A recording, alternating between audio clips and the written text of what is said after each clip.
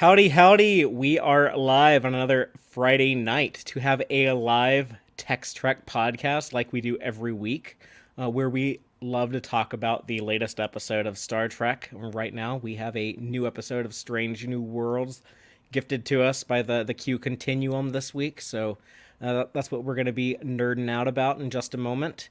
And it looks like we already have some people in the live audience. So I just want to thank everyone who joins us every week for these streams. We do appreciate you, and this is going to be an interesting one to talk about. I think this is a bit of a unique Star Trek episode for recent years. Maybe not in the grand history, but for recent years, this one definitely stands Pretty out unique.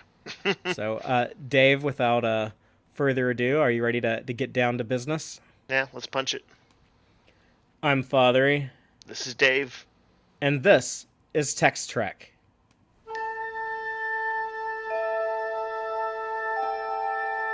Engage.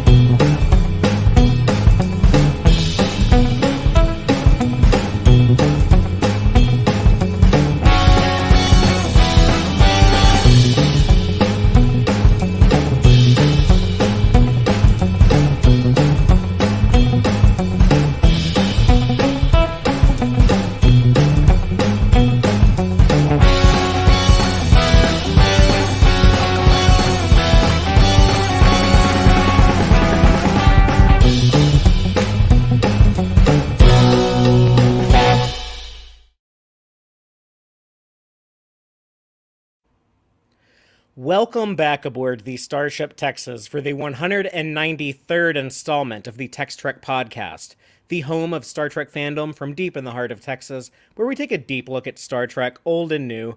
And tonight we are talking about Star Trek Strange New Worlds, Season 1, Episode 5, Spock Amok, written by Henry Alonso Meyer and Robin Wasserman, and directed by Rachel Leiterman. And before we get into this episode, I just want to do a little quick housekeeping, as I normally do at the top of the show. But I just want to thank everyone who's been helping us out on the Patreon. This is our first official month of Patreon perks. We just launched the thing 2 weeks ago, and I believe, and we already have some patrons, so that's exciting. I just want to give a thank you to everyone who chose to chip in and help us out. Our very own Starfleet boy, Cake is Eternal, and Gay Clevin Lundstrom. Thank all of you so much. We appreciate your support. And one of the perks that everyone's going to be invited to who's a Patreon supporter is the watch-alongs that we're going to start doing every month. And I think we're probably going to do that on Saturday afternoons, probably towards the end of June. I'm thinking in a week or two, but yeah, I'm really looking forward to that.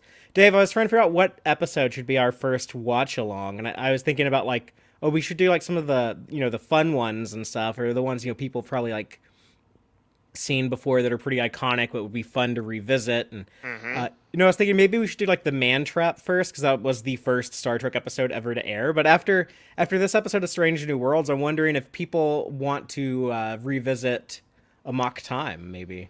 Ooh. So, I would for sure vote for that.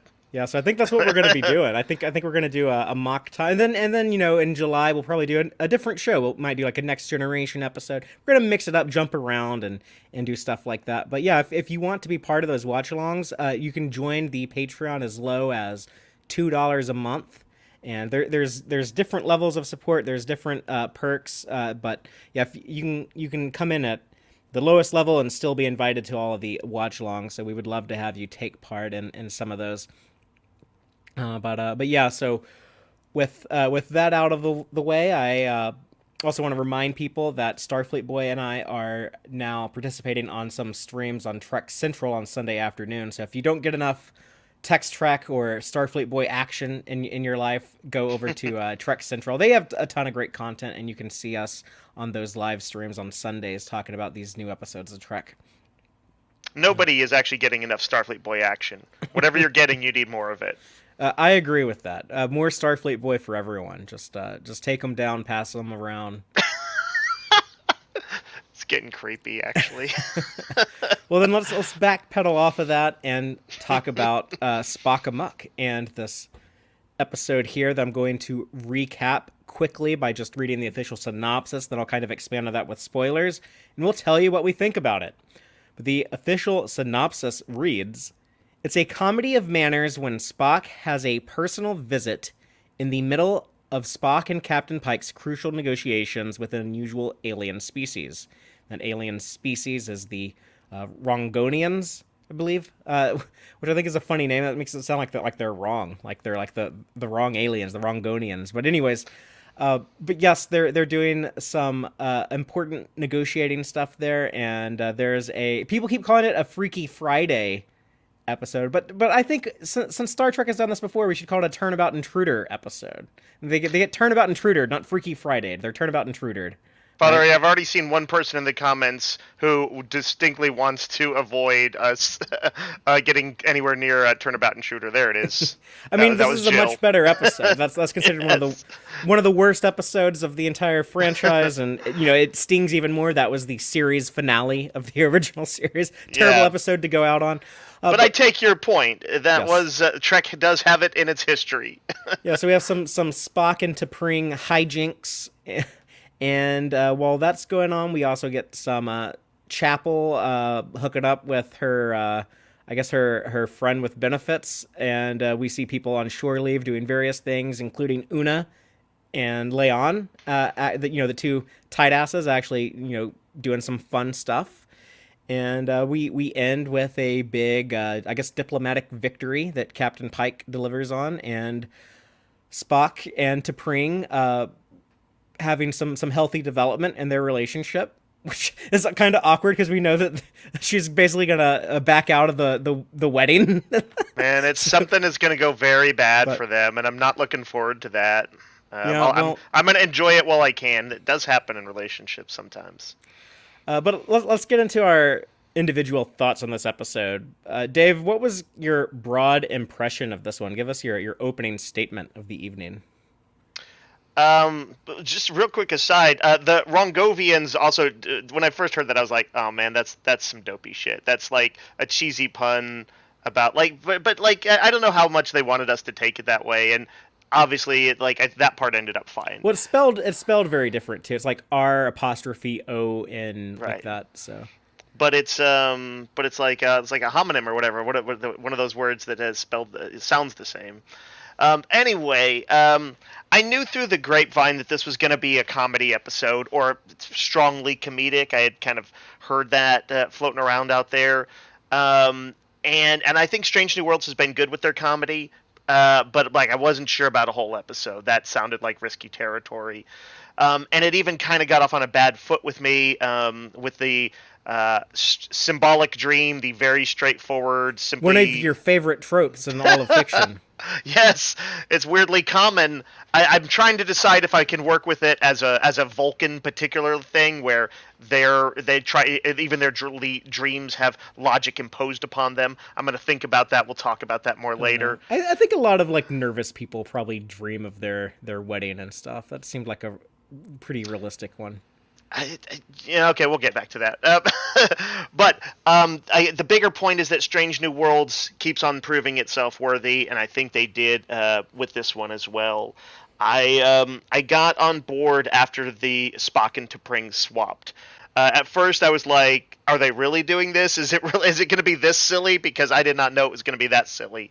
But then I was laughing at it. I just absolutely loved Spock / T'Pring's delivery to Pike of, now that you know what's going on, you can obviously see our different mannerisms. That killed me, and I liked the A, B, and C plots all working in service to character growth. Even some of my favorite Trek episodes in the past that have a lot of humor in them, like The Trouble with Tribbles, Piece of the Action, Our Man Bashir.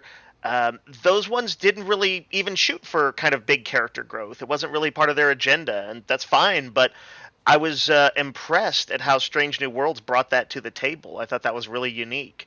I have a few mixed feelings about some of the other stuff in the episode. I almost found it slightly condescending, the idea that Una and Leon were like so kind of out of touch that they didn't even want to enjoy shore leave. I wasn't sure if I kind of bought into that, but I did enjoy what grew from that. I loved the ending, the stuff, the I guess it's the A plot, or if the A plot is the negotiations, whatever the negotiations, B plot, I guess whatever. Um, that idea of radical empathy and the notion of the transparency level that Pike offered up, I felt like I was as shocked as Robert April was. And I thought it was radical empathy was a kind of a neat idea to explore, something that looked kind of unique. And lastly, I thought it was cool that all the plots are thematically tied without me realizing it at the time. That they are all in some way a theme about seeing the world through someone else's eyes, and I love that. Although with a few nitpicks, very entertaining episode, great character growth. I was pretty happy. Cool. Yeah, I think we can call it silly, but with substance, right? Yeah, sure. Cerebral silly. For me, I think it was interesting. People kept calling this, it's a funny episode. It's going to be a comedy. And I don't think it's like full blown comedic, but it is lighthearted. I would describe it as fun, not funny, but fun. It was a fun episode. Something that we haven't seen a ton of in live action Trek in recent years. I wouldn't say like there's no stakes. I mean, like trying to get that negotiation to pass, getting this arrangement to have passage to the rest of the Beta Quadrant between these two dangerous enemies with the Klingons and Romulans, like those are pretty high stakes, but they're not immediate stakes. It's not stressful. You're not worried if someone's going to die or anything like that. So I would say it's less immediate stakes, not low stakes.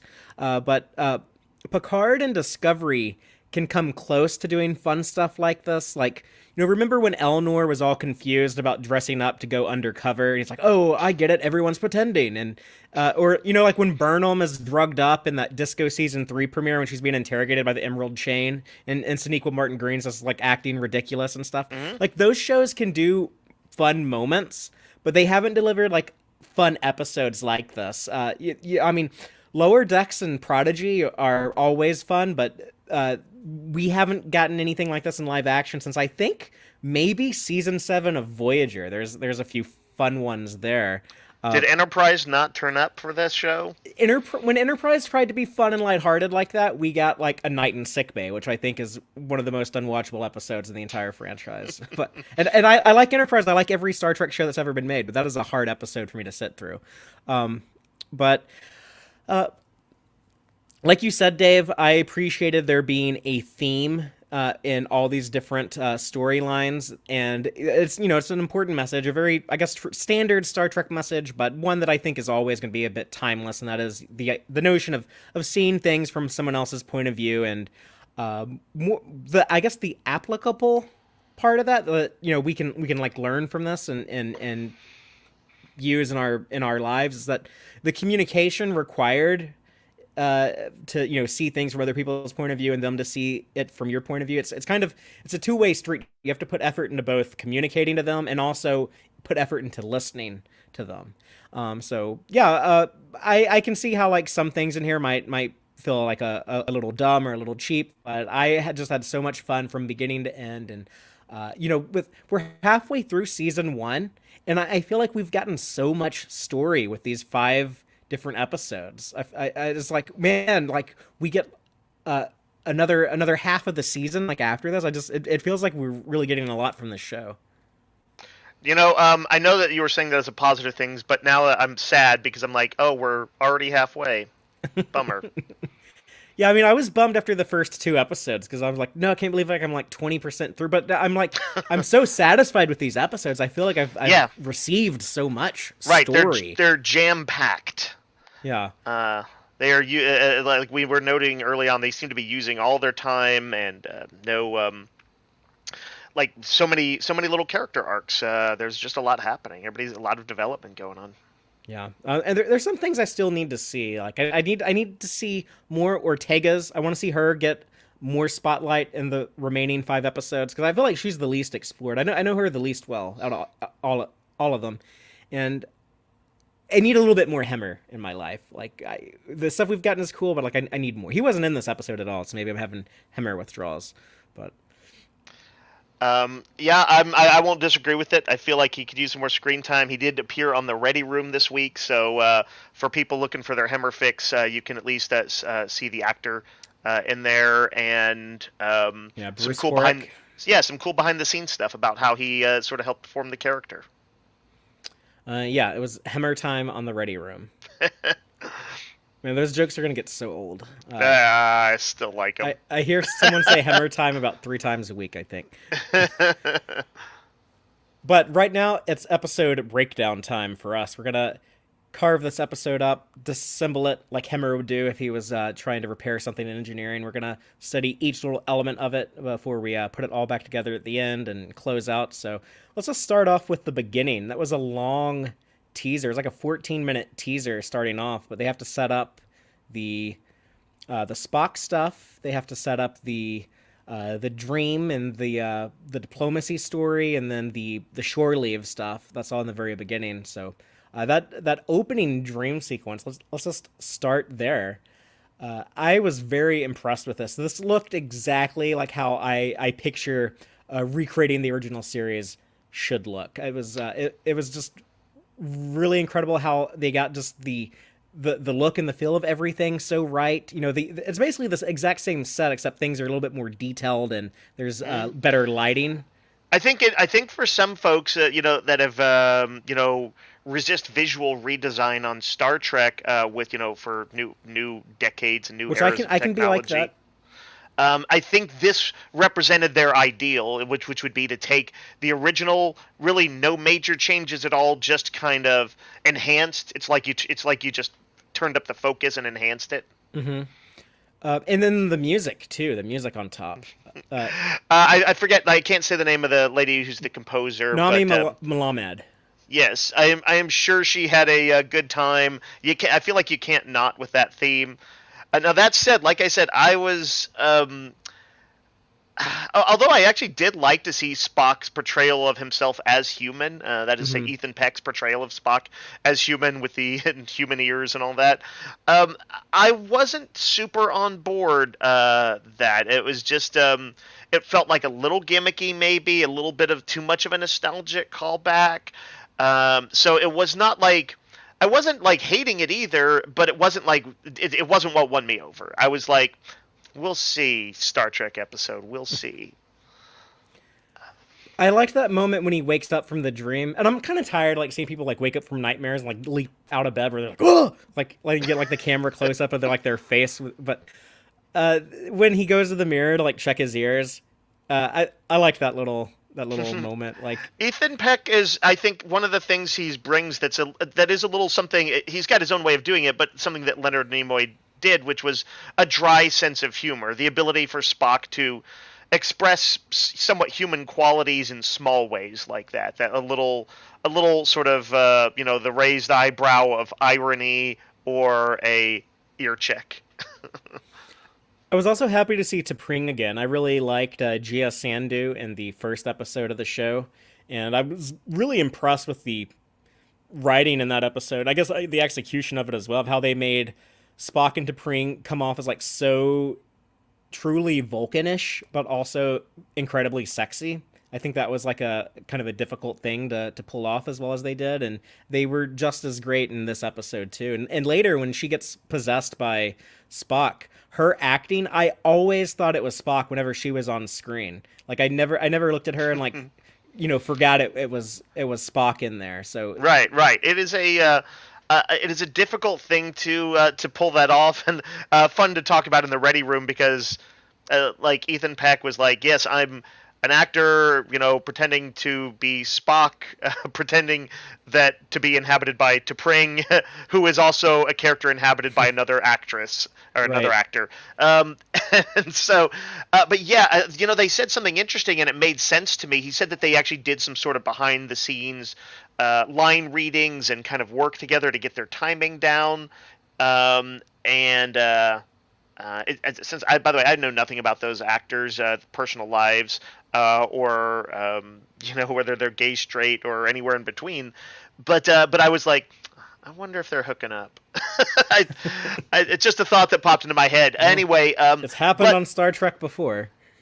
you know, they but they clearly put that work into it, and I think they nailed their comic timing, and also they did it not just comic timing though, that they nailed sort of the dry humor, but they also had that kind of little simmering thing going on. You knew what they were there for, right? You knew why she was visiting, and them kind of tiptoeing around it, and her being a little bit, maybe petulant to him, but also, like, by the way, rightfully upset because Spock totally blew it when he went off to track down Una in the first episode. Understandable that he would do it, but very rude. His assumption that she would just be on board,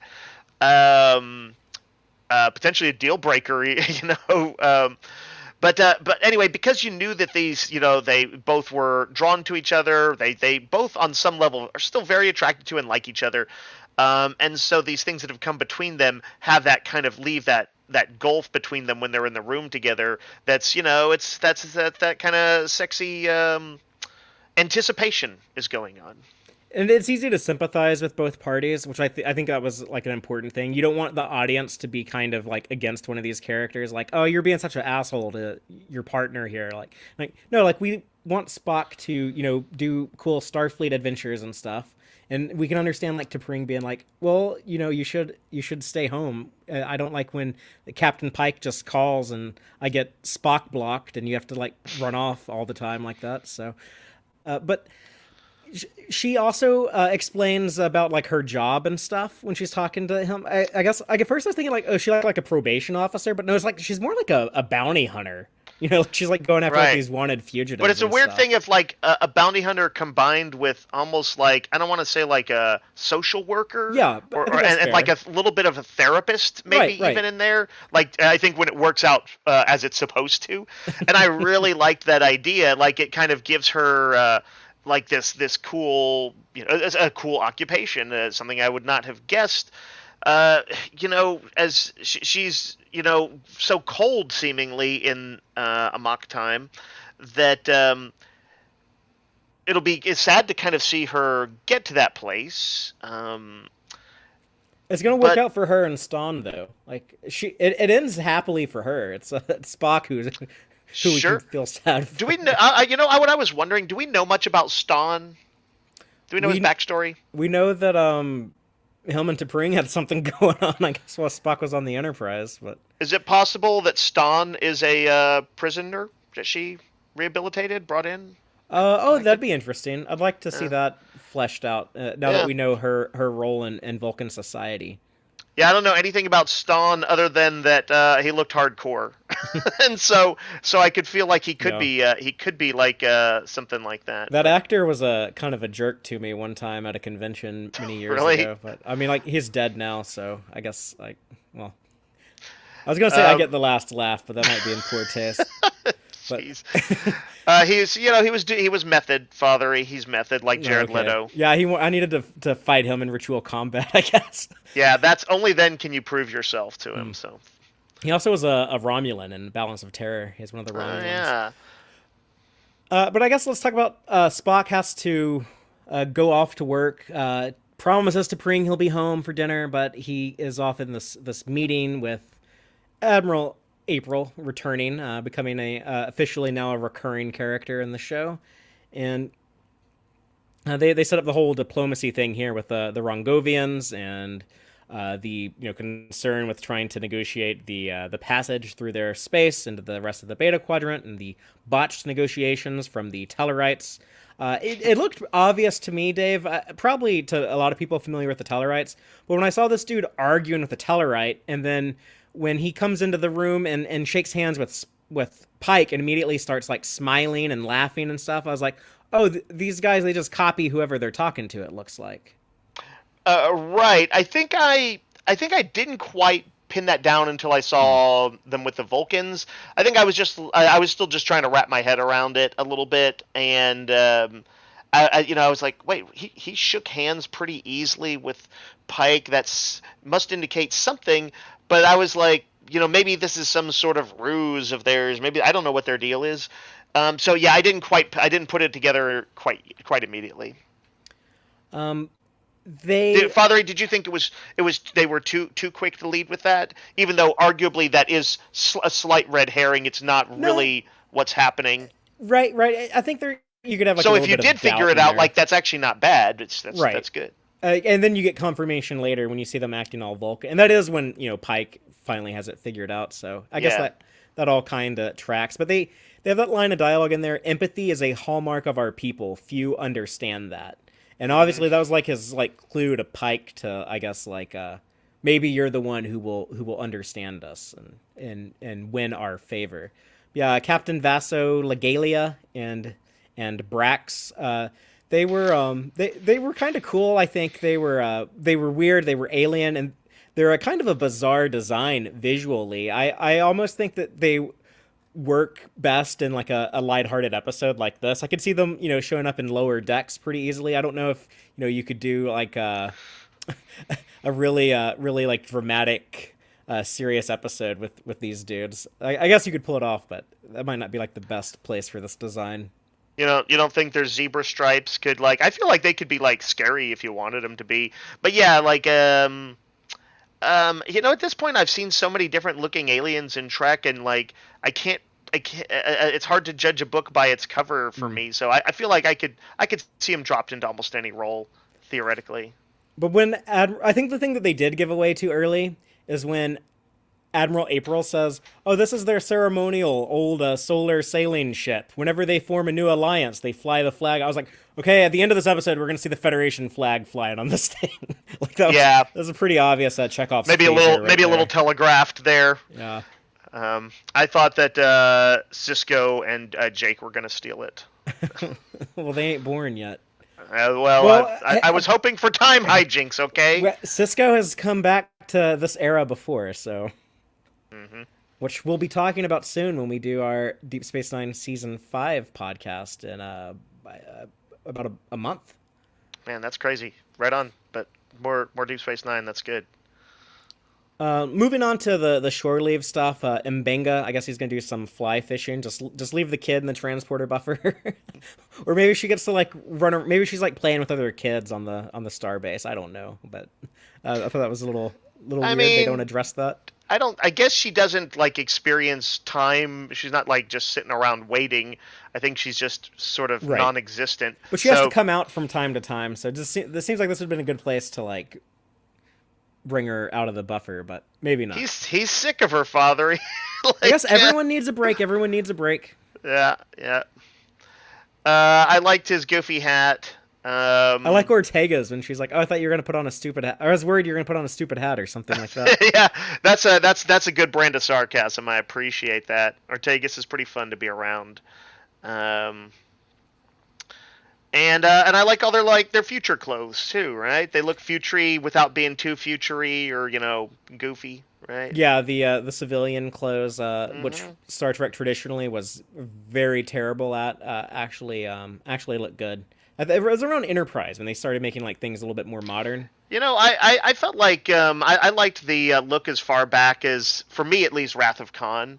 Oh, that's Um, true. The original series movies yeah, did a good job with that. they started getting pretty good there, but yes, they've had some weird and ugly turns over the years. But I feel like a fair number of times the core crew, the big crew members, have gotten a little bit more attention from probably costume designers to look a little bit better. And anyway, yeah, these were good without being like too obtrusive. They look casual.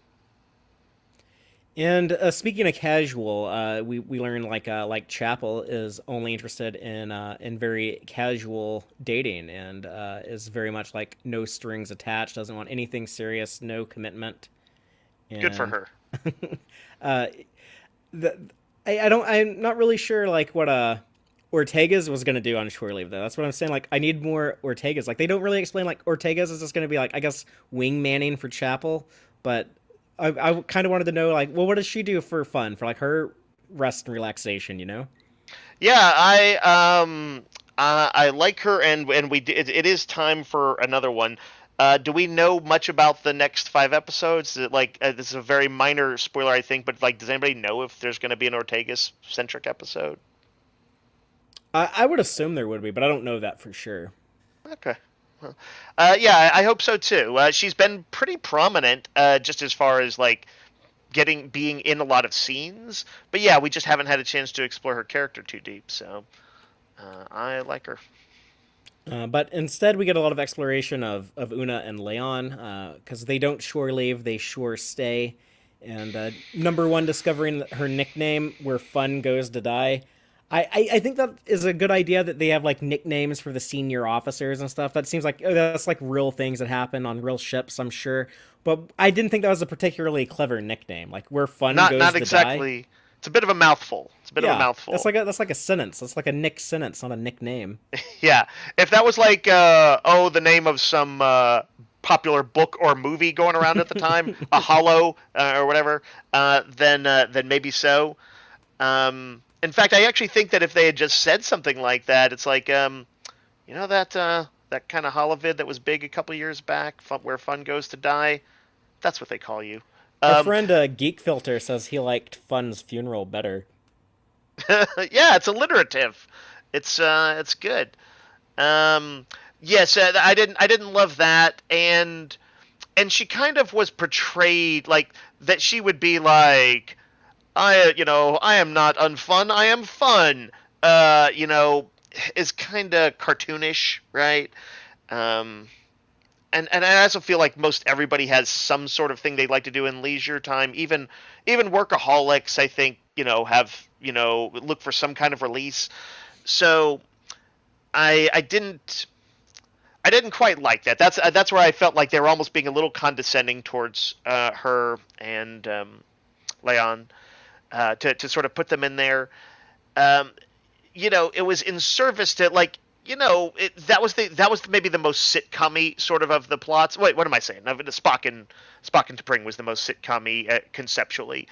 Theirs was too, but they because it went to an interesting place, because they used it well, and I think Hmm.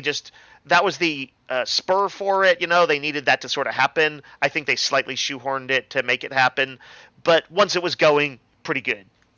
I think they're writing number one to be very like all business, incredibly serious, only focused on the mission at all time, which is how she was presented in The Cage back when Right? they shot the very first Star Trek episode ever in 1964.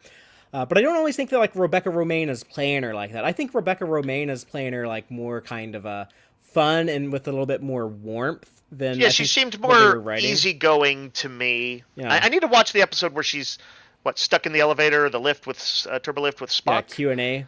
Yeah, I'd like to watch that again and just sort of see if I can, reconcile those, if that works well. Because that was also, that was supposed to be her connecting with the coldly logical guy and, having a little bit of fun.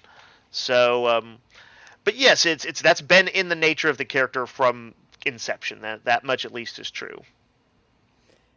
And I almost feel like the number one of season one of Strange New Worlds. She's almost like kind of like girlier. Like Rebecca Romaine is not afraid to lean into the more feminine side. Like she wears like the dress variant a little bit, and she also like has her nails painted and stuff. Whereas the Hmm. number one in that Majel Barrett I'm not saying like one's better than the other. I'm just saying like there is like a little bit disconnect there. But the way that they described number one in The Cage was that yeah, she's very just like cold and just cares about work and seriousness and logic and might as well be a computer and all of that stuff. So, but I'm enjoying the Rebecca Romaine version of the character, but yeah, just it doesn't seem like that was what the writers were thinking when they were writing this season. Um, I see there's comments in the talk about, or in the chat about whether or not Nurse Chapel was bi. She's there. I think there was a misunderstanding with a woman she mentioned. Mentions the gal on this one planet who it did sound like was a romantic fling, but the way that she's talking about, like, you know, it has to be the right guy. She's talking about like guys a lot. I think she's probably a person who's like mostly straight. I've seen the term thrown around a lot in recent years. Heteroflexible, I think. Yeah. So yeah, I think she's probably like mostly into dudes, but occasionally girls is the way Yeah. I would interpret that. But The however one you thing want to that read seems that, I sure think is that cool. right now she likes to keep it short. Yeah, that's the important thing. But yeah, I got the teaser ends with Spock finally returning after these long extended meetings with the Rongonians, and sees that T'Pring had prepared this lovely Vulcan meal that I'm not really sure what it was. I guess fruit based. It looks like a colorful. I know there's no meat because Vulcans are vegetarians, but yeah, and he broke her heart, disappointed her, and now he's got to try to make that up to her. Yeah. You know, it's he took a shot. um, I just it's want it's bad when you blow it twice in a row. That's the spot that Spock is in. Yeah, both episodes she's appeared in. I got to point out this comment in our live audience from our friend Starfleet Boy, who's saying, "I'm mostly into dudes, but occasionally Chapel." Yeah, everyone seems to love Nurse Chapel. Yeah, it's like how people who are mostly in guys who are mostly into chicks are also into Pike. It's just how it works.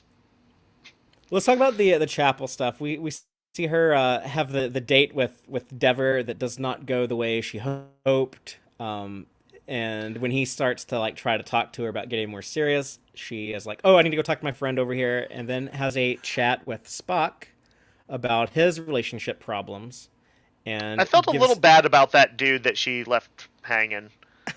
That there was actually only one. It seemed a little cruel on her part, but also her description of him as boring was one of those things that seems like a particularly harsh way to assess someone. I don't know.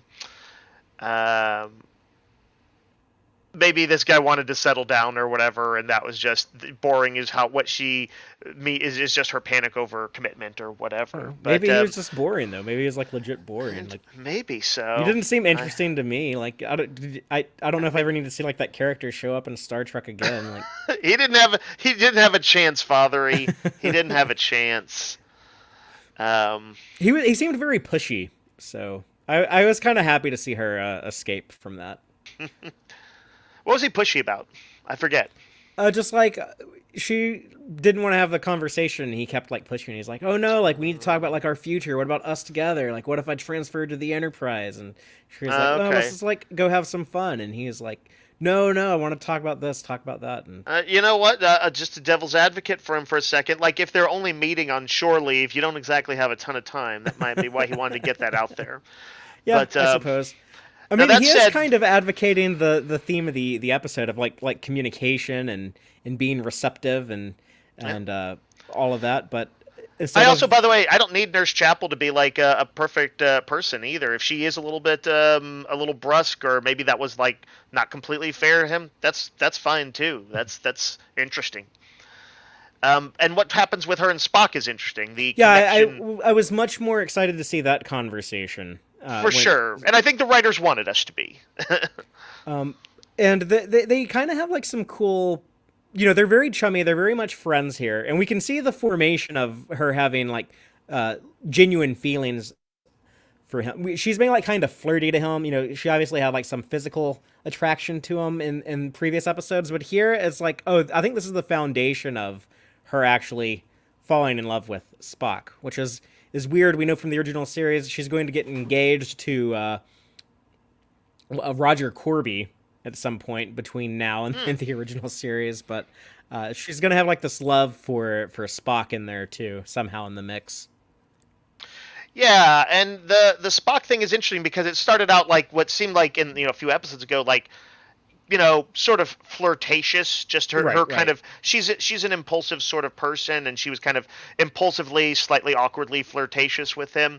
And now it's like they had that connection there with it, where when Spock teases her a little bit at the end, and she has that rather kind of genuine and warm sort of smile, like she's a little like suddenly she, who's kind of rather outgoing, sort of suddenly seemed taken aback and speechless for a minute.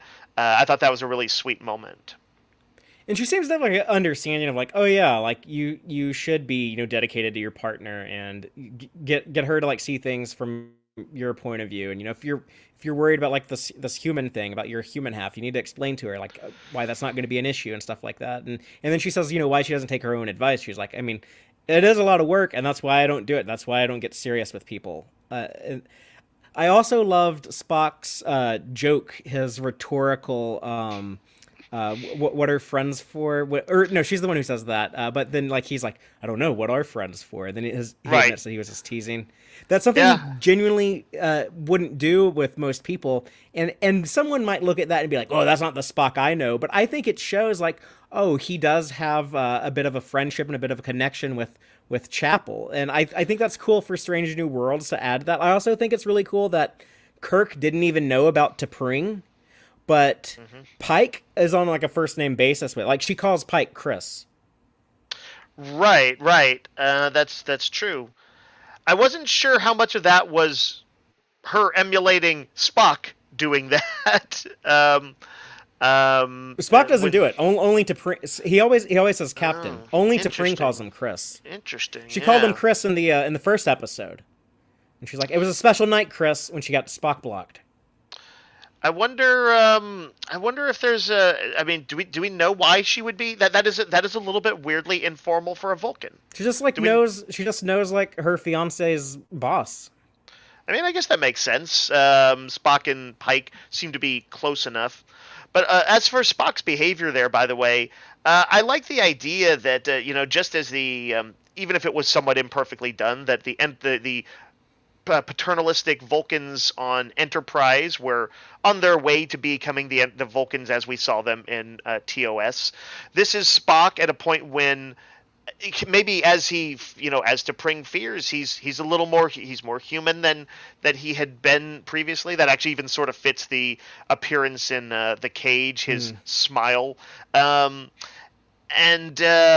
I think something may happen during the course of this show's run that may cause him to double down on logic. Something, a final appeal to T'Pring, a tragic event, something that he needs logic to get through, so that by the time of Kirk, he is leaning into it. Not some cold computer, but leaning into it. But we're seeing him when that's not the case.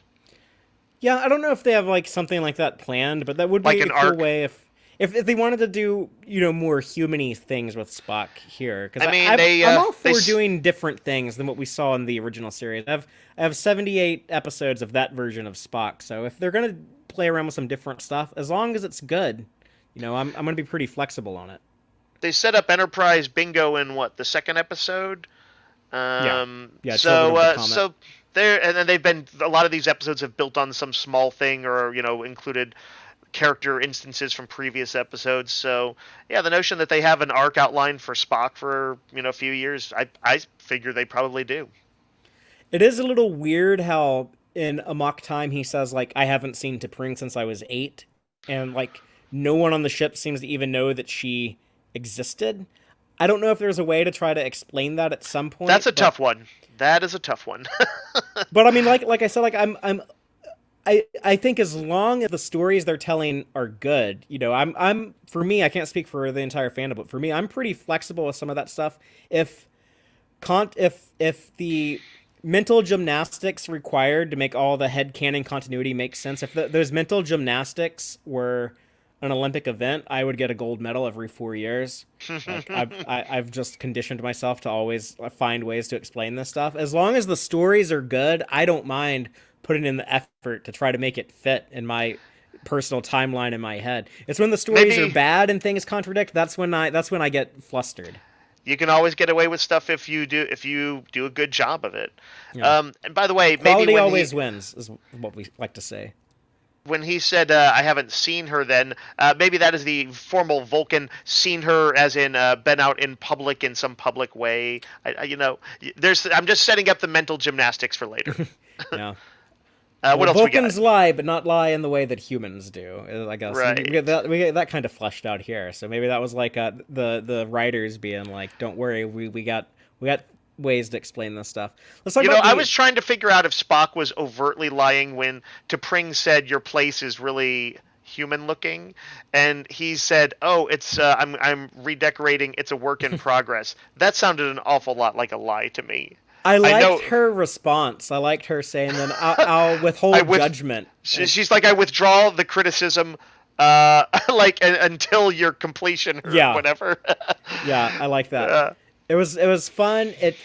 Uh, it felt very Vulcan-y, and that kind of kept it from feeling like just trite, like sitcom couple writing. yeah, yeah. Putting the Vulcan spin on it made it fresh. Let's talk about the actual soul sharing ceremony that is not does not go according to plan, and they get stuck in each other's minds. I think the idea of like someone and their partner like showing each other like their innermost thoughts like this. Probably in real life, it would probably actually be like an unhealthy thing. But to me personally, this is like a weird thing about me. But I've always kind of like thought about something like that. Like if you could like let someone else into your mind like that, that Hmm. does seem like a real like intimate, sexy thing to me. But maybe I'm weird for thinking that. The origin of that idea in my mind that came from X-Men comics. Dave and I both we reference X-Men a lot on Tex-Trek, though not as much now as we used to. But like Talk about Scott and Jean had that. the what they call the psychic rapport. Yeah. Yeah, I also, and I can also think of a thing like in the fantasy comic from the 70s and 80s, ElfQuest had a sort of magical sort of thing like that where people who connected could sort of share thoughts. Um, yeah, I feel like I feel like most humans have like more of a need for a private place for things, to like find that like a particularly appealing idea. But at least parts of it, I think, are probably appealing to most people, and that's what I like about sci-fi like this is the idea of exploring it and thinking, oh, where would I land on that spectrum? A little bit hmm. of sharing, complete sharing, man, that's a lot, but yeah, I think it works for Vulcans. Yeah, and it shows Spock's desperation to try to set things right, and he got like a little too ambitious with his mind melding skills and couldn't quite pull it off. It seems. But the comedy really kicks in here when Pike is told like, okay, the Rongonians only want to deal with Spock. They never want to see you again, but they will negotiate with Spock. So okay, I got to go get Spock. And then when he's ringing the doorbell, the door chime to get into the quarters, and I loved to who was it? It was T'Pring or Spock who says like I know how a door works or something like that. But Yeah. uh, And then they get into what I can only describe as a Lucy and Ethel, that is, I Love Lucy style thing, where they're like, the obvious solution is for you to answer the door and pretend to be me. And and then it's Pike like comes in. He's like, immediately Spock, you got some ridiculous. splaining to do. Exactly. Exactly. Also, by the way, I think I laughed out loud at the audacity, even as my mind was trying to decide if this is going to work or not, of that first line where they're like, "It would appear we have switched bodies," or I was like, "Oh, they're going there."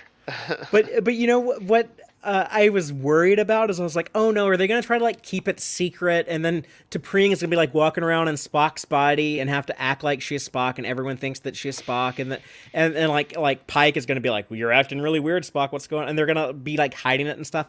And I was so glad. I mean, they hide it for like a little bit, but then when they realize like, oh yeah, this is gonna be like a bigger deal than we thought, they come clean very quickly. And I felt so relieved. I was like, oh, they're not gonna do like the contrived thing where they're trying to hide it, and for no good reason they just don't tell Pike exactly what's going on. As a kid, I was often stressed out by tropes of where people in like genre shows, superheroes hid identities, but also things like they couldn't get off the island in Gilligan's Island, or I'm trying to think. Charlie Brown kept on trying to kick the football. All that stuff. Those recurring tropes would stress me, and so yes, I agree with you, Fathery. I liked seeing them sort of break the trope and just tell him. And then Tell your friends. there were two moments in this episode where I had like a big like verbal outburst when watching. I always try to like keep up when I'm sitting in my living room by myself watching these. If I like scream or cry or laugh or anything like that, like something that makes me like have like a audible outburst like that. What did it? And one moment here is when they tell him like you can no doubt notice the difference in our mannerisms now. And when Pike says, yeah, totally. Because that was another thing I was thinking. That was another criticism. I was like, why would you do a body swap with the two most similar characters on the show? Like they should have done like Spock and Ortega's, or Right. Hemmer and Number One, or something. Like why would you do it to like the two most similar people? But they shine a light on that as well, and I was like, okay, this scene just like did a lot for me. But yeah, like That was I believe, the yeah, funniest line totally, of yeah. in a series of them. But I liked that whole scene got me really on board the episode.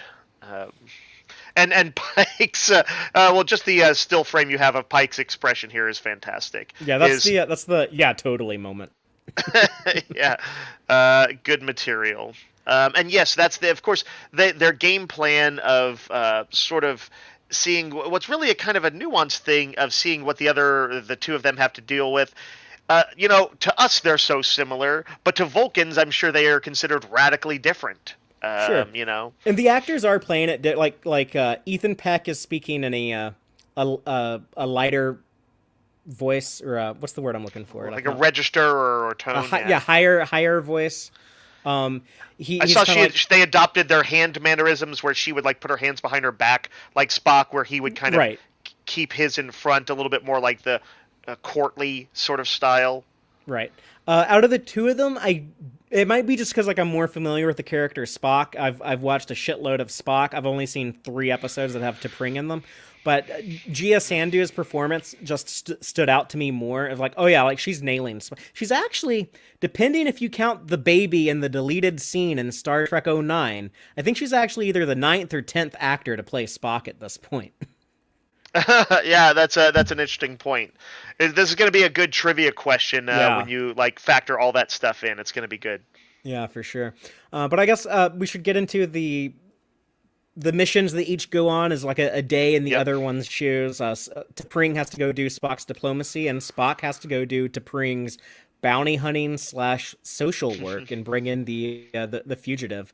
We briefly see T'Pring's coworker, Catil, who said like, "Oh yeah, the dude don't want to talk to me. Only you, T'Pring. You're the only person he'll deal with." But I liked her line. It kind of like I guess showed like T'Pring's dedication to her career, her field of focus. That if not for us, who else will help them back to the path of logic? That they look at it as not like rounding up dangerous bad guys, but like we're going to rehabilitate them. So Yeah. it keeps the Vulcans seemingly like advanced and matured, and even as cold hearted as they can come off to be, they're very ethical. Vulcans should be like, unless you're dealing with the first 3 seasons of Enterprise, Vulcans should be very ethical. Yeah, no, I like it too. It's nice to see. I mean, honestly, this was the journey Spock's always been on. Is that crew members in the original series thought he was being cold, and he was very often trying to do the best thing for them, trying to figure out the needs of the many, and so on. That as an ethos runs through the Vulcan culture in a way that's been pretty remarkably consistent, possibly Enterprise accepted, but cultures are imperfect things, and they're not a monolithic. So if the Vulcans bent that way for a little while or tended that way, I still buy it. What did you think about getting to see those biodomes or whatever on Starbase One, and getting to hang out in there a little bit when Made Spock it has look to like go there? it made it look like visiting a star base would be pretty dope. Yeah, I Um, like this. It made it different. It allowed us to see Doctor Mbenga having fun fishing, but also a lot of people. There was like yoga in the park and stuff, and I yeah, believe that it seemed like a was good place to spend was that shortly if yoga you've been or stuck on Tai a ship. Chi? I don't know. Worf did Tai Chi. That was Worf's thing. Yeah, yoga you do on like the ground, right? So it was not Yeah. yoga. It was I some um I, space I thing. wondered if they had real fish in there whose little mouths were getting shredded by the thing on there, or if there was some slightly more humanitarian way that they were fishing. Well, he's a doctor, so he would just regenerate the fish's tissue when he's done with That them. doesn't stop the traumatic nerve-ending pain. Um, I'm just. I think he's also, by the way, maybe going to cook the fish, but I. um, um, let's see. Okay, that's right. I forgot that at that point, as I'm looking at the slides we've got here, um, Chapel is with Spock slash T'Pring. Yeah, T'Pring's Spock body's. goes to her for help. Mhm. They need medical help to resolve this, and I guess also wanted backup going after the criminal Barjan to Orr. But I like Mhm. Chapel's kind of reaction of oh yeah, you really took my advice pretty far about trying to understand each other. Like I don't know if you needed to like swap bodies like that. It does seem like an extreme solution. And I liked when they go out to where people are playing chess in the park. They have not only the 3D chess from the original series, but they also have like some Endorians in the background and stuff. I was frustrated that we don't see that Tellarite's face because I was hoping it would be like a From better design than what we saw in Discovery and Picard. And I was Yep. disappointed we don't see close-ups of these Endorians out in the park either. Yeah, it's a little bit of a shame. I'm still waiting for our, but they've gotten to Gorns, they've done the Enar. We're gonna get Tellarites. We'll get there. Yeah, and I think this might have been intentional. Like, well, don't give them too much. Don't show the face on the Tellarite. Right. When we do the we're saving it. episode that gives them a focus, that's when Can they we get their finally shot. go to Teller Prime? Our friend Larry Nemechek, he's been like begging for Teller Prime for years. He's like the number one Tellarite enthusiast. Like, Would love it. why is that the only Federation founding species world we've never ever visited?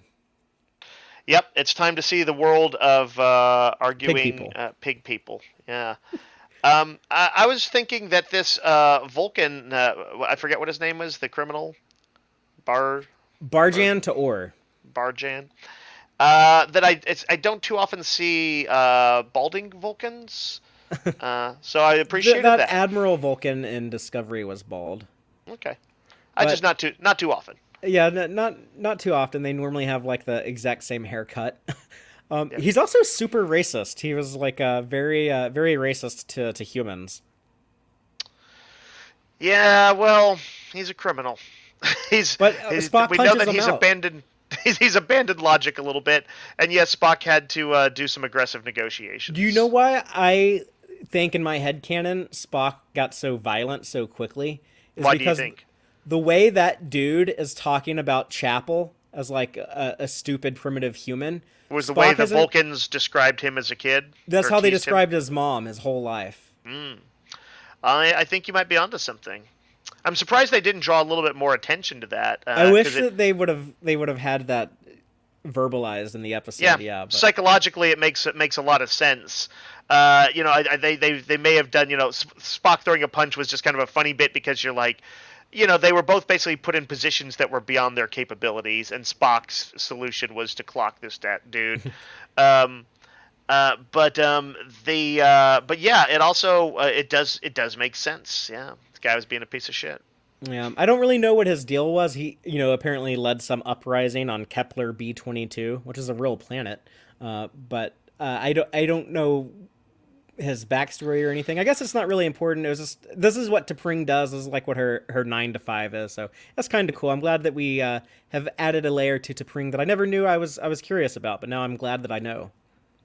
Yeah, that's actually a pretty big thing for Layer for me. The kind of thing that would make me want to see more of that in future appearances, or if they expand on it or give her some more time in a book. Yeah, I'm yeah. You could do like a interested. novel about like one of her like fugitives she has to track down or something.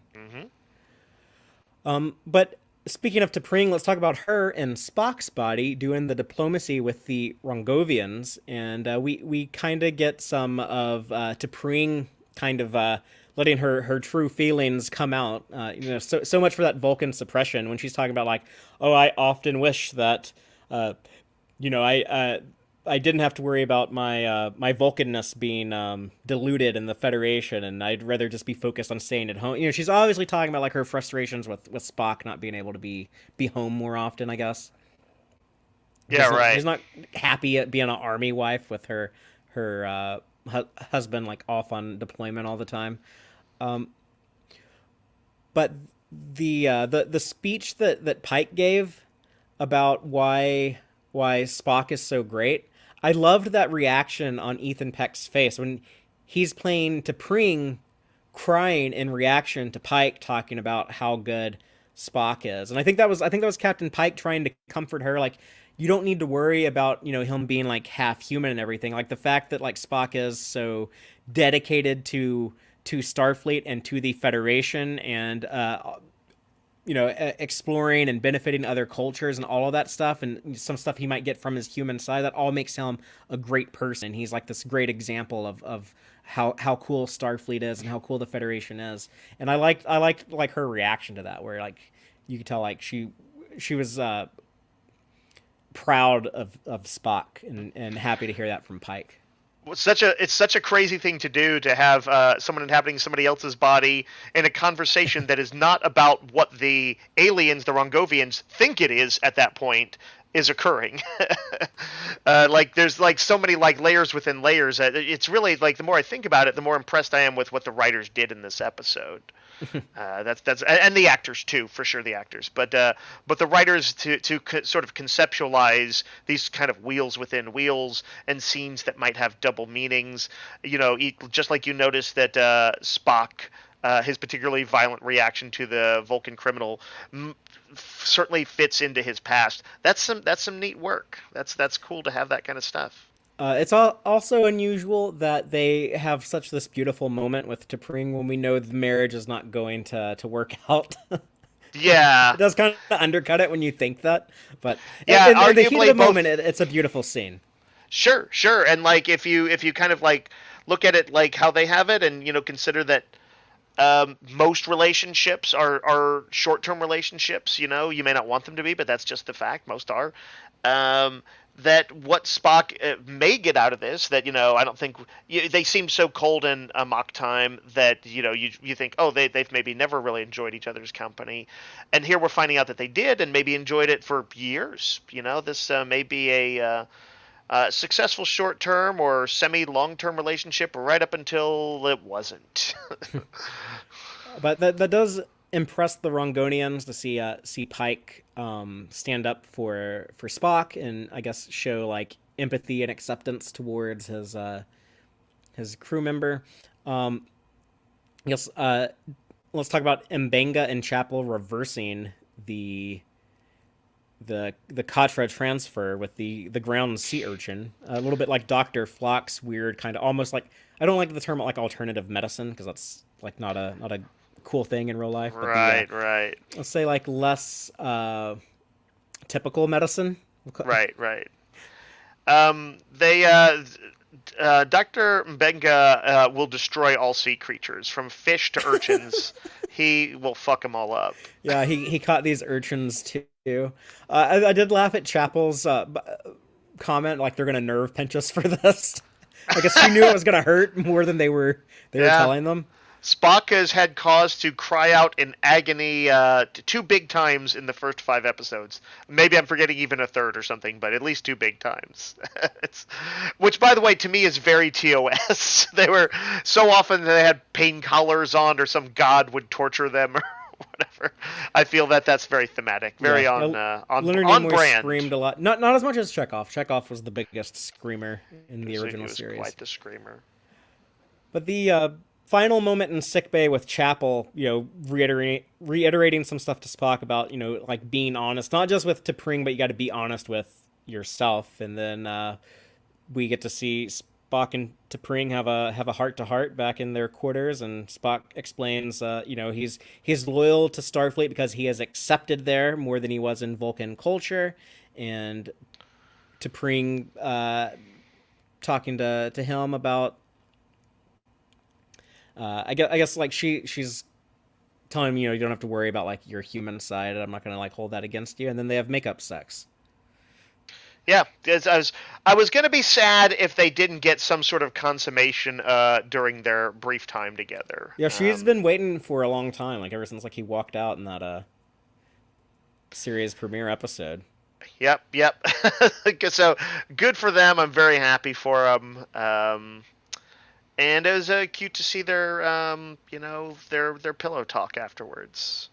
Oh yeah, where he's like, yes, and it tied into the theme too, because he's talking about like honesty. You know, like in the spirit of honesty, I should tell you that I punched Barjan or Bajorn, Yeah. and she's like, oh well, having met him, that is logical.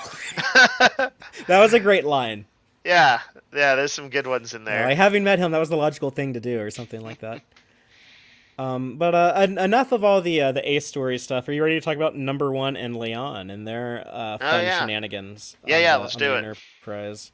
They thought it was just going to be a quiet couple of days of working on the ship, doing duty rosters or whatever. Which, yeah, like that is lame that people would like look forward to doing that type of stuff. But instead, they're excited that they have like a security breach to go after, and number one is going to be backup for Leon. And she's like, "People are idiots. You are fun." So I like that they've really cemented like their friendship. They had I guess first introduced that in the first episode of the show, but they seem like they're like BFFs now. When last we saw them, they exchanged some harsh words and had some tough heart to heart stuff going on in Ghost of Illyria. So yeah, they're over that.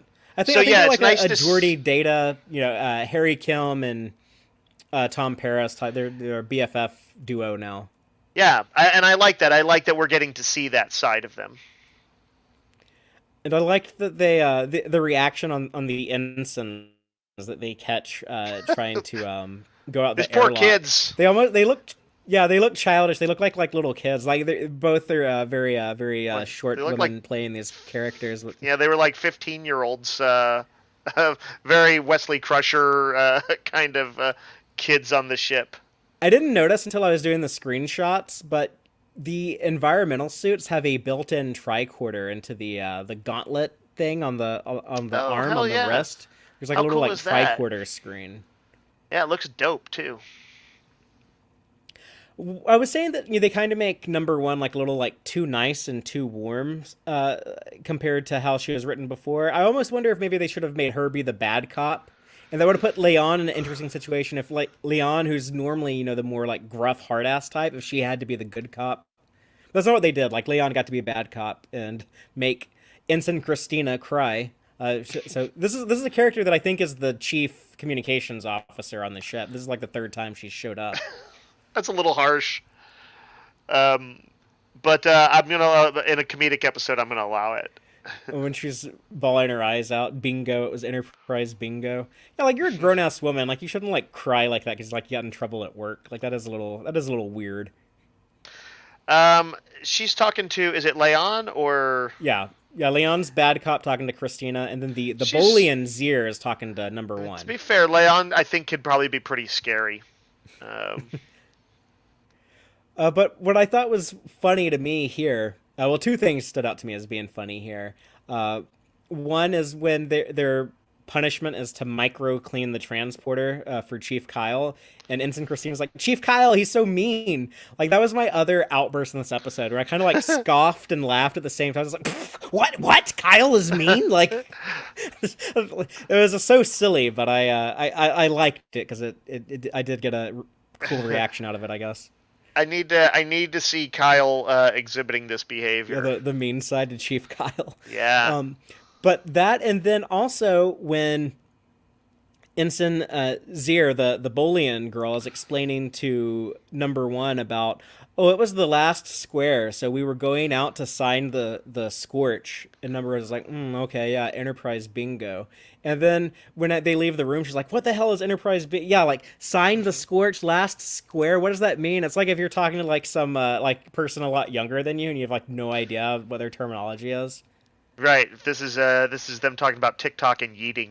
Yeah, exactly. I was like, this is like if you talk to a Zoomer, a Generation Z kid, like you have like no idea what they're talking about.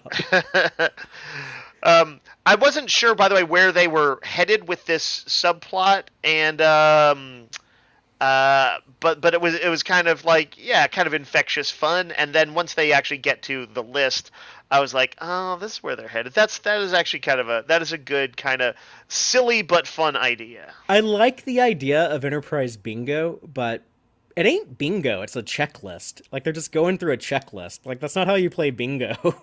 That's true. That's true. I guess I'm gonna have to say that the word bingo has the etymology and stuff has changed by Right. by that 24th century, 23rd Right. century. Yeah, 23rd. So that's what I think most people in the audience who even catch that will assume. But yeah, Yeah, I hadn't actually thought of it until you said it, but you're right. That is not bingo. yeah, not at all. But they do some of these things that I thought were clever. You know, reflavor the gum with a transporter. I never thought about that, but apparently the transporter will rearrange those molecules that make up the gum, and it gets its flavor back. So It's cool. kind of doubly funny because, like, how often has gum ever come up on Star Trek? I feel like it can't be more than 2 or 3 times. You know what? You haven't gotten to it yet, but there's an episode of Deep Space Nine. Have you ever heard like the baseball episode? I'm sure you've seen like Yes. people like cosplays. Okay, anyway, in that like Yes. one of the things Cisco brings back is bubble gum. Okay. And O'Brien makes some whiskey flavored bubble gum because like no one was familiar with bubble gum. But in the 23rd century, people clearly chew gum because not only is Leon chewing it here, but Jet Reno chewed How will gum. we square this with Deep Space Nine? Well, the Deep Space Nine takes place what 115 years after this. Are So we to say that some event occurs in there that stops people from chewing gum? I don't buy it's it. like 115 years later. I mean, there's a lot of stuff people did 115 years ago that I don't think people do in 2022. So I need a story about it. you can pitch that novel. Yes, that's right.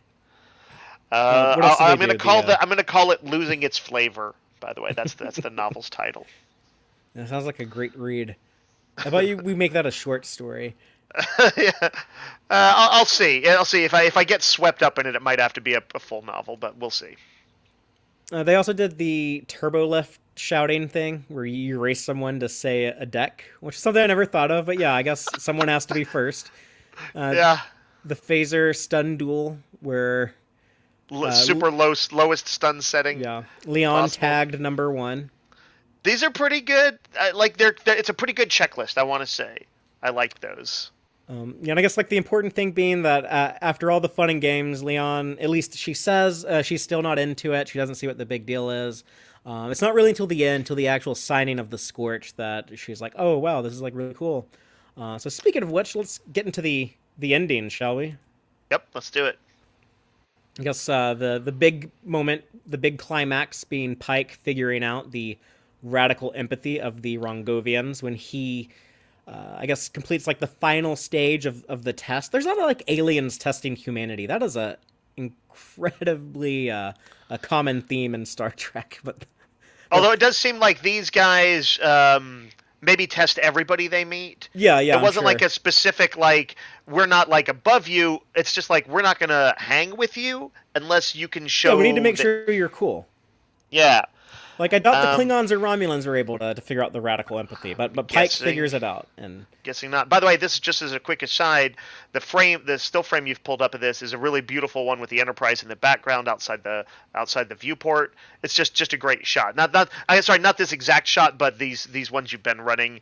I think one or two back was a really good one. There it is. That's it. Oh man, so yeah, good. the show is just constantly gorgeous. Like most of this is the AR wall. Like here, this is use of the AR wall, of no doubt. But yeah, like they have managed to just like use the shit out of that AR wall. Like it's very, very impressive and very beautiful every episode.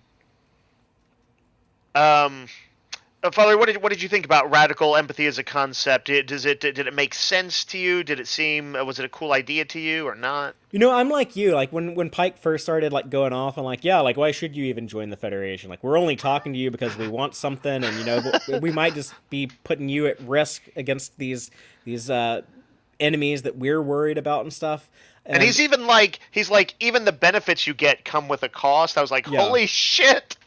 Well, Who says that? that was the thing that they wanted, was just be like, oh wow, the fact that like you're able to, see things from our point of view, you're the one that like we're gonna choose to be friends with, and we're gonna go raise your flag on our sailing. It's very mysterious. Instead of just like signing like an agreement now, we're just gonna walk out of the room and go raise the flag on our ship. But it is dramatic for the audience watching at home. I like that. Yeah, I like I like the idea that maybe that more aliens wouldn't necessarily follow our Starfleet's parliamentary procedures style. I'm like, yeah, that's Yeah. kind of a little stuffy if everybody does that. It acknowledges other cultures more if even their methods of negotiation are a bit different. Yeah, the aliens are alien, no doubt. So I gave him kudos for that earlier, so I'm not going to complain about it now. But yeah, and then Una and Leon signing the Scorch and seeing the ship pass by overhead and having like their big wow moment over that. Yeah. Again, really cool visuals. Another great effect. That's not an idea we've ever heard of before. The signing the a piece of hull that's hasn't been refitted. Right. That's like not. Right. That's not a thing on Star Trek. Right. It's not something I didn't know about. Correct. But I really like it. Again, that seemed like something. Oh, you would really do this on a real ship. It seemed like a very like a natural, real life kind of thing that would happen. There's one thing I dislike about it though. Yeah. And that is the location of where the Scorch is, near the front of the saucer. Is it where they took some damage? Yeah, in season 2 of Discovery, in the episode Such Sweet Sorrow Part 2, we see that torpedo that was like lodged in there, and spoilers for Disco season 2, but Admiral Cornwell sacrificed herself to detonate it and blow it up. That took out like the front half of the saucer here. So oops. You know what? I guess I'm gonna. Did they have to flee that scene or anything? Ultimately, because otherwise you could say that that piece was still floating around out there. It was retrieved and they rebuilt welded it back into on. Yeah, that'd be pretty cool. Yeah, okay. Like if they had to take flight and like get the fuck out of there, then they're not going to have gotten it. But I don't remember quite how. But I want to believe that this piece of the Enterprise is still on there through the refit in the motion picture, and it's there like all the way until Star Trek III: The Search for Spock. I would love if, like someone like created like some fan art of like this hull plating here tumbling like, off. Yeah, like burning up in the atmosphere of the Genesis planet or something like that. I like it. Yeah, I'm into it.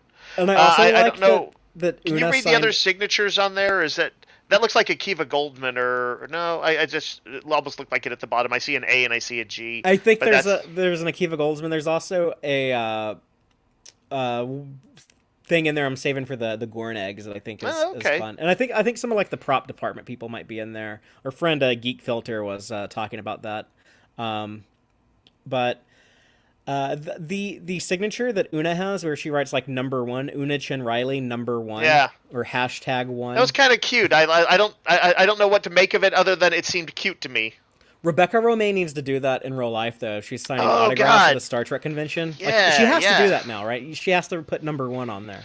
Absolutely. That's too good not to. Yeah, I hope that she does that. And I guess the very last couple shots of the episode are Chapel and Ortega's hanging out in the lounge on the Starbase, and Chapel talking about for her to be like genuine and honest in a relationship, it would have to be for the right guy. And then she hints that she has more to say, but won't reveal it to Ortega's. I think she's fallen in love with Spock, and that's what it is. But I don't know. What did you think she's not saying there? What's the thing being unsaid? I mean, like I can't see any other interpretation unless she's got a thing for Ortegas right at the moment. Yeah, I was thinking that's a possibility. In which case, I think she would have said it'd have to be the right person and left it more gender ambiguous. Right. Yeah, she does say guy. So I think it's got to be Spock. Like that's literally what the episode was about. Seemed to be showing how her like light flirtation with Spock maybe went to a more serious seed planted inside her head. So yeah, that's Spock. It's Spock. You want to hear something exciting, or exciting to me anyways? My friend on Twitter, Trekkie Bill, had kind of he has like a lot of like really good tweets, and people should follow him. He's a cool dude. But he had tweeted how right now somewhere there's a guy my age or older who's mad that Chapel's not in a relationship with Roger Corby right now. Something like that. Um, so I thought it was kind of funny, like complaining about like the people that are get all bent out of shape out of continuity, which I can be one of those at times. But yeah, I think that's a fair So tell criticism. me, But I don't know the deal on Roger Corby. That the is who she what ends what up little with? girls are made of.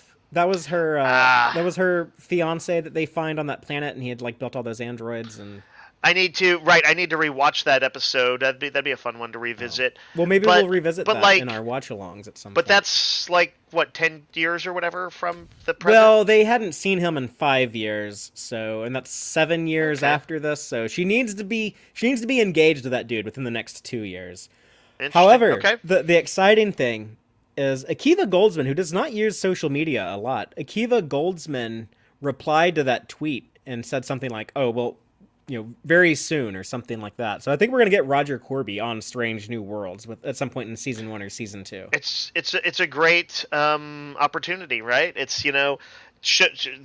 we've gotten a sense of who Chapel is, even in just 5 episodes. So who's the guy who can sweep her off her feet? Who can maybe knock Spock to the side for a while? Yeah, and will Um, there be kind of like a love triangle thing to where like yeah. Spock likes being her friend, but she wants it to be something more, but she gets bitter at that and decides to get engaged with Roger Corby or something. I don't like. Or is it time for Trek to get a little bit more modern and have some sort of like element of open relationship and discussion of the yeses or nos of that? I think so. Yeah, or they all become a Even throuple. if it's not them, yeah, become a thruple, a tribble, whatever. Um, but yeah, like I would for sure like to see more discussion of different relationship dynamics on Star Trek. It's one area where I feel like they haven't kind of gone nearly as far as they should be. Oh no, Joel, in our live audience, he's saying Brent Spiner as Roger Corby. They're gonna make Roger Corby a Soong. No. Do the Well, de-aged makeup on Brent Spiner? yeah.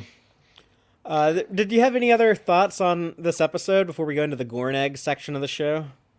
Nope, let's do it. It's other than this, I think of the first 5 episodes as a set because that's kind of went out with some of the screeners, and that's sort of what that is a good batch. And man, they not a bad one in the bunch for me. That's pretty fucking impressive. Mm. I honestly did not expect them to be able to do as good a job as they're doing, and to have as wide a variety of episodes as we've seen. It really is very much what I was hoping for when we would get to episodic stuff. The fulfillment of the episodic notion that still also moves forward character stuff. Yeah. So I am pretty damn happy Trekkie at this point.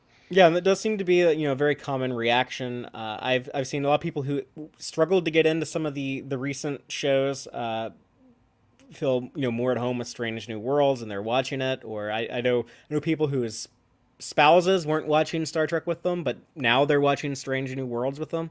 I think that's cool. And I also think, as I've been saying, week to week, other than a bunch of references in the first episode to, Pike knowing his fate and this big battle that took place and stuff, I think this is a great show to bring people into the franchise on.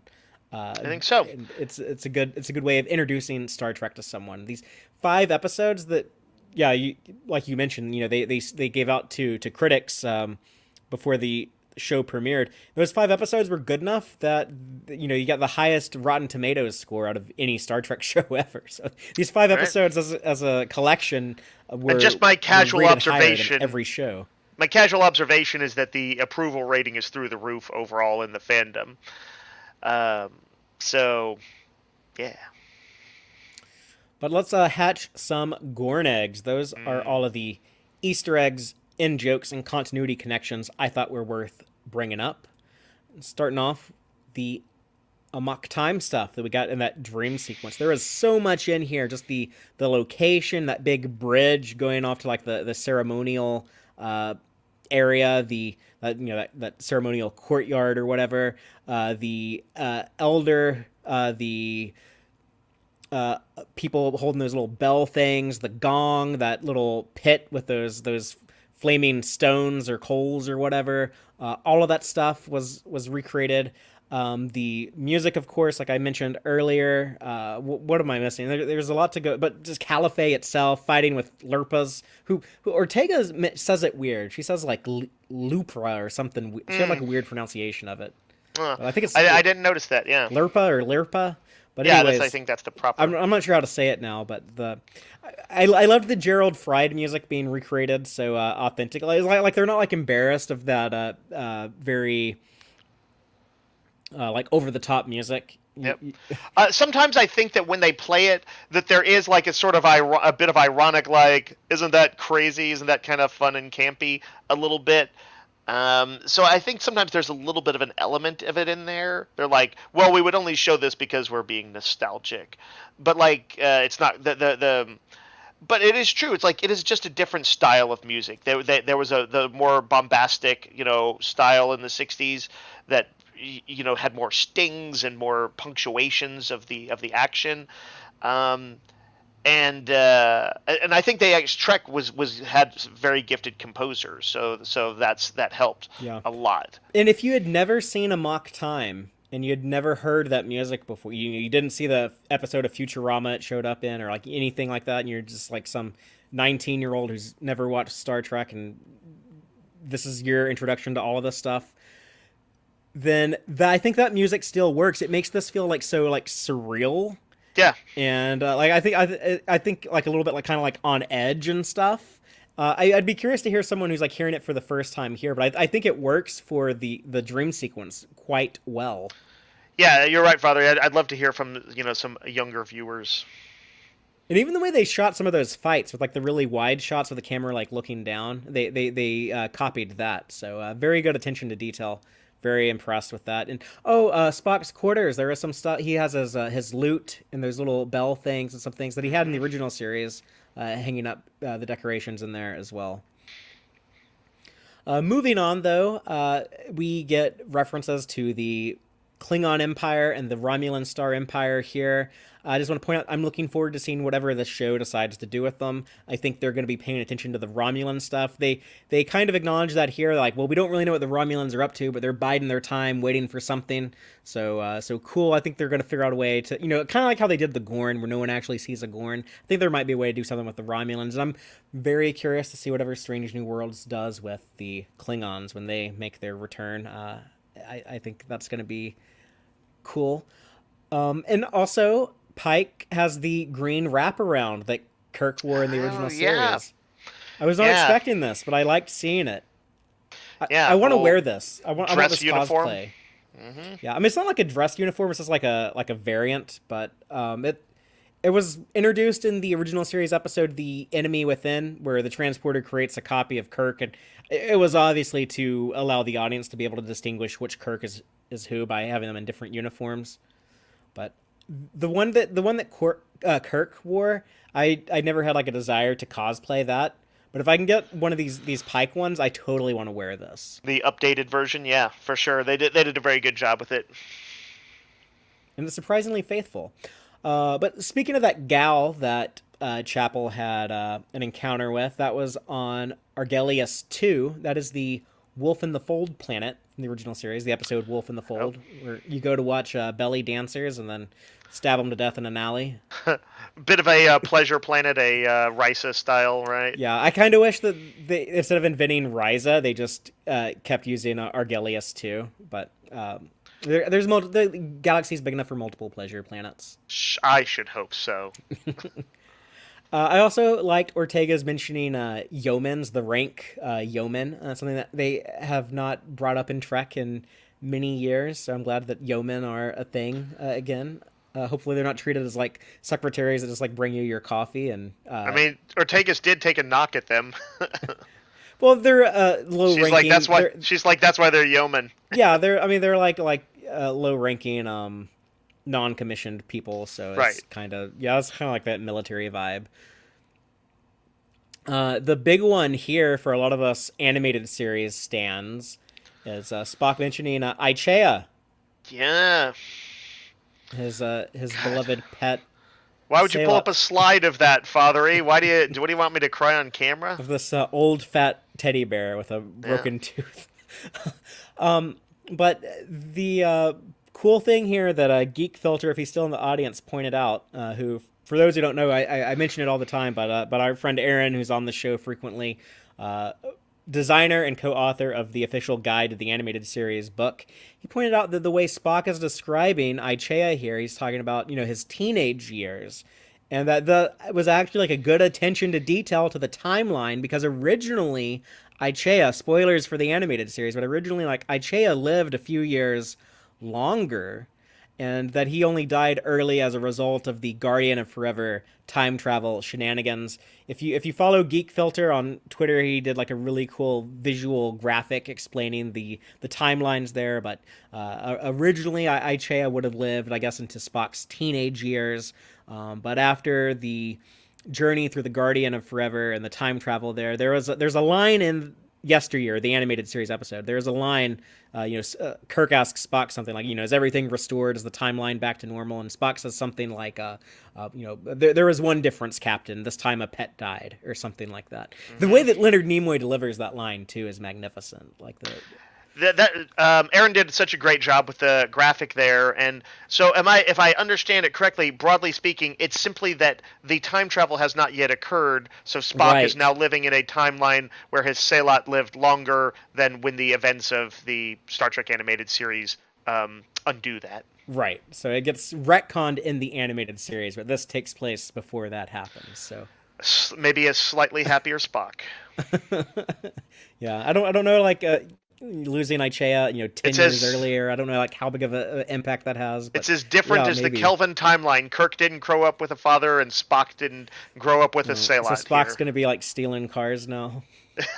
Yes. Grand Theft Auto Spock, what we always wanted. Grand Spock Auto. Moving on to our Bolian ensign, Zir. This is the first Bolian we have seen on screen. First, like, true Bolian in 21 years, I think. We haven't seen one since Voyager Season 7, but they were a staple Federation race in the Berman era. First introduced in the Next Generation episode, Conspiracy, and very faithfully recreated here. They did an excellent job with the makeup and bringing that back, so I was very, very pleased with that. Moving on to Barjan Ta'or again. He is a Vatosh Katur, or a Vulcan without logic. We encountered them in the Enterprise episode Fusion, where the one where T'Pol gets mind meld assaulted, and it's kind of cringy.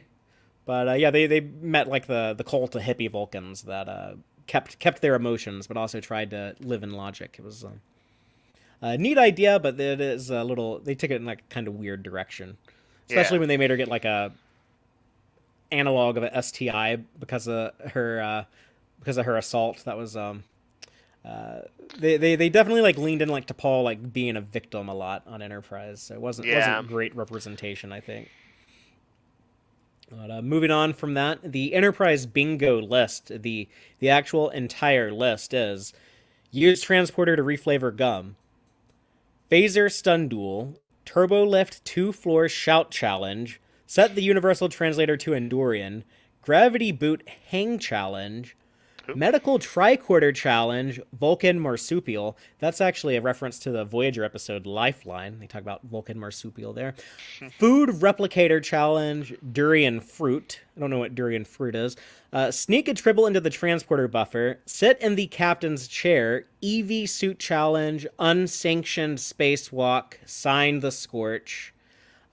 So that was all in there, and every time that Una would check a thing off on that pad, it played a little digital version of the original series score. It's like yeah, I noticed that. That was fun. Yeah, and we know that music exists in universe because in Conscious of the King, there's like a weird like a elevator music version of that during the cocktail party. So it's a different. It's not the theme of a TV show. It's some different arrangement in universe, but it does exist. Kind of like the DS9 theme when that Bajoran musician is playing the DS9 theme in the episode with the Sicrians, Sanctuary. So I was actually joking around the other day. I think all of the Star Trek theme songs exist in universe, except for the Enterprise theme song because it's a utopian future and they wouldn't have that garbage music. I'm gonna Um, just let that go, Fathery. You just have your moment. Just enjoy the hate, and just know that Spock would frown on I it. ain't got no faith of the heart, apparently.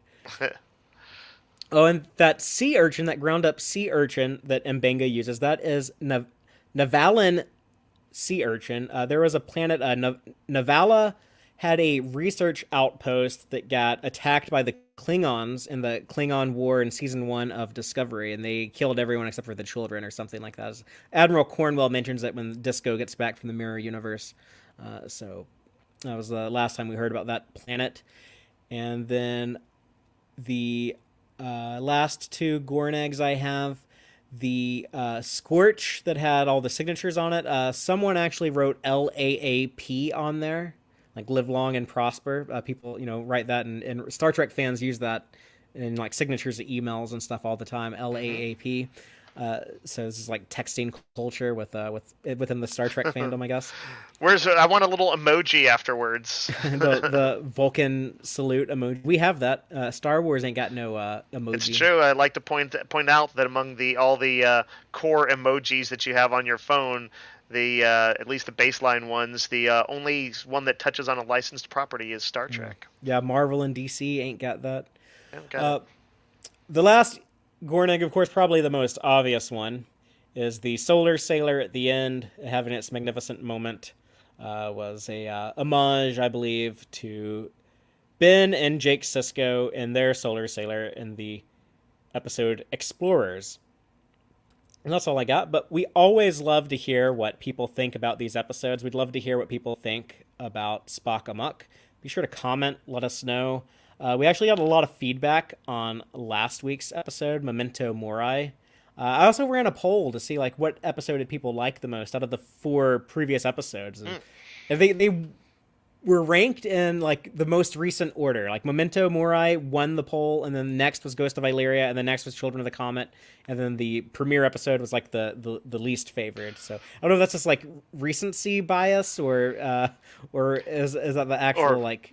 Right, or is it just us getting getting used to the show and coming into our own with the characters? It's interesting. I don't know either. I can't quite guess. But Dave, what were people saying about Memento Mori? Yeah. Let's just quick. I'm gonna go through a bunch because we got a bunch. I'm gonna try and do as many as I can as fast as I can. Jason Majors says it honestly brought movie level suspense to a TV show. Very well done. Love this show. Class Warrior as at War Again says it took them literally 20 years to make the show I wanted. They made it and it's friggin' awesome. I can't wait for them to fight some Klingons or Romulans. The actors are great. The plots are good. Please God, just keep it coming. Dramatically Bored says, I want a t-shirt with a picture of the NCC 1701 on it and the phrase, she'll hold. I thought that was a kind of a cool idea. That'd be a cool shirt. I'd buy it. Yeah. Let's see. In Hiding 1138 did have an interesting point here. I thought the original gimmick of Arena was that the Gorn might be as benevolent as the Federation and that the conflict was a mix of turf war and misunderstanding. Later, DS9 would host a Gorn envoy. Still room to maneuver plot lines back to that. So it's an interesting point about the possibilities with the Gorns. Let's see. Jeff Keeler, on a more sort of critical front, says, I'm enjoying the series, but feel like each episode you could do a bingo game of what prior episodes they're a combo of. This week was TNG's Disaster and DS9's Starship Down. Have to give them a pass because I realize it's hard to come up with totally new ideas at this point. Dave Lowry just wanted to call attention to one scene. Pike's absolute relief when he hears that Uhura and Hemmer have survived. And someone responded to that. Eli Bornheim says, you could feel his relief. I always love seeing leaders show how much they care for their crew. Top tier acting. Oh my God, so good. Cherie Lynch says, I'm not sure how it happened, but the Gorn went from silly in the TOS to scary in Strange New Worlds, and now we don't know what they look like. They are the new boogeyman. Marcos Garcia says Paramount, and then he just had the Futurama gif of Fry doing the "Take my money." Yeah, they're a soulless corporation. They will take all your money, so you don't need to tell them that. Olympia Lowlife says, "Show them." Ugh. One of a number of people who would like to see the gore, and I get the reaction. Yeah. Steven is really near says, in replying to somebody, says Leon is the breakout character of Strange New Worlds. Everyone is uniformly great, but her character is so deeply touched by trauma, yet shows such courage and duty while defying the hashtag dead red shirts narrative of TOS. My new fave character based on this episode. Captain of the CSS Enterprise says, had an interesting point, says, I really hope the show doesn't get too aggro too quickly. We are a war-weary people. And I think that an episode like the one that we just saw would maybe be a good counterpoint to that. Yeah, that I don't think that palate cleanser. Yeah, I don't think they're going too hardcore brutal in this show. Yeah, Dave, I don't mean to interrupt, but I just want to point out to you that we're going to be talking about Deep Space Nine Season 5 pretty soon, and they definitely have a similar formula there. Well, they'll do like some big, serious, maybe even deadly stories, but then they'll do something like really fun the next week, and it's a healthy balance for the show. I like seeing Strange New Worlds following that similar tradition. Yeah, that is something that I really liked when we were doing the DS9 watch. So, let's see. Jonathan Hibbard, someone else says, felt like a feature film. It had the scale, the action, the character of any of the best Star Trek films, but did it in half the time without feeling at all rushed or lacking. One of the all-time best episodes of Trek. Joanne Robertson says, I also was fascinated by Pike's leadership style. I love the way he coaches his team. He's very patient with all of them. Thought that was a good point. And let's see. And here's Liz at Zombie Penguin says, pulls out a quote here. I loved it. I will not fight for Starfleet, but I will defend its ideals. Pacifism is not passivity. It's the active protection of all living things in the natural universe. What a powerful statement. And Hemmer's belief that death only comes when you've fulfilled your purpose. So, yeah, a lot of people, I saw mentioning Hemmer, and a lot of people liked that quote, I noticed. I think that's all the big ones I've got here. In general, yeah, it seemed like people were very into it. Very cool. Well, let us know how in you were to, or how much you were into, or whatever the correct grammar is there. But what you thought about Spock Amok. And if you're watching this live on Friday at the top of the hour in about 20 minutes, if you go over to the Starfleet Boy After Dark channel, I think we're going to be talking about the other big Star franchise show right now, Obi-Wan Kenobi. So you can go see me and Starfleet Boy and other people over there talking about the third episode of that show. Father, I just have to quick mention it just because it didn't come up at all. I didn't think to say it. But that the Spock Amok thing seems like to me it was also a reference to a classic Warner Brothers cartoon where Daffy Duck you see the animator drawing him and playing all these pranks on him. And that episode was called Duck Amok. And so I assumed that this was like a tip of the hat to that as well. And just wanted to point that out. Cool reference. Yeah. Starfleet Boy is saying it at 10:30 Eastern. So in about, what is that going to be? 30 plus 18. That's 48 in about 48 minutes if you're watching live. Oh, you couldn't say 47 minutes, Fathery?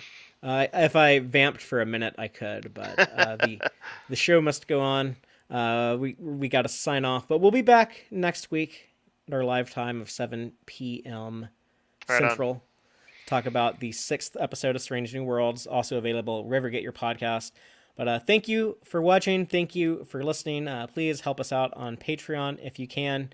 And until next time, as always, live long and prosper, y'all.